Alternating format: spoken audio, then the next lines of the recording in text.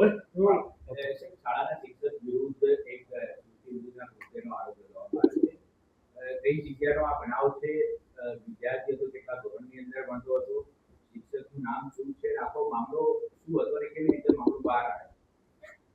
તારીખ 17/6 રોજ ધોળકા ટાઉન ખાતે આવેલી કુમાર શાળા નંબર 4 બામણપેટમાં આવેલી શાળામાં આશરે સવારે 8 થી 9 વાગ્યા આસપાસ શાળાના શિક્ષક છે અને સદર ગુનાના આરોપી વિજયભાઈ સોલંકી છે તે સદર ગુનાના કામે ભોગ બનનાર બાળકને છત ઉપર પાણીની ટાંકી સાફ કરવા જવાના બહાને ઉપર લઈ જાય છે. ત્યાંથી કમ્પ્યુટર રૂમમાં લાવે છે ચાવી કરવાના બહાને, અને ત્યાં જઈ અને કમ્પ્યુટર રૂમની અંદર દરવાજો અંદરથી લોક કરી અને જે ભોગ બનનાર બાળક છે તેને આ સદર ગુનાના આરોપી શિક્ષક છે તે પોતાનું ગુપ્તાંગ બતાવે છે અને બથમાં ભીડવાનો પ્રયાસ કરે છે. તે દરમિયાન બાળક છે એ કબજામાંથી છૂટી અને પોતે ભાગી અને બહાર આવી જાય છે. આ રીતનો સમગ્ર બનાવ છે અને સમગ્ર બનાવ અન્વયે ધોળકા ટાઉન પોલીસે ગુનો દાખલ પોક્સો કલમ 12 અને BNS 351 અન્વયે ગુનો દાખલ કરી અને આરોપીની ધરપકડ કરે છે.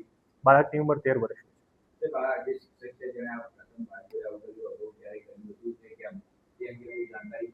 છે. જી બિલકુલ. સદર બાબતે તપાસ કરતા આજ દિન સુધીમાં સદર શિક્ષક બાબતે કોઈ આ રીતનું ગુનાહિત કે આ રીતે કોઈ જણાવેલ નથી. આ ઉપરાંત આરોપી શિક્ષક વિરુદ્ધનો કોઈ ગુનાહિત ઇતિહાસ પણ દાખલ થયો. શિક્ષક છે પરિણીત. શિક્ષક છે સદર શાળાની અંદર 4.5 વર્ષથી કામ કરે છે અને ટોટલ એની સર્વિસ 25 વર્ષની શિક્ષક તરીકેની સર્વિસ.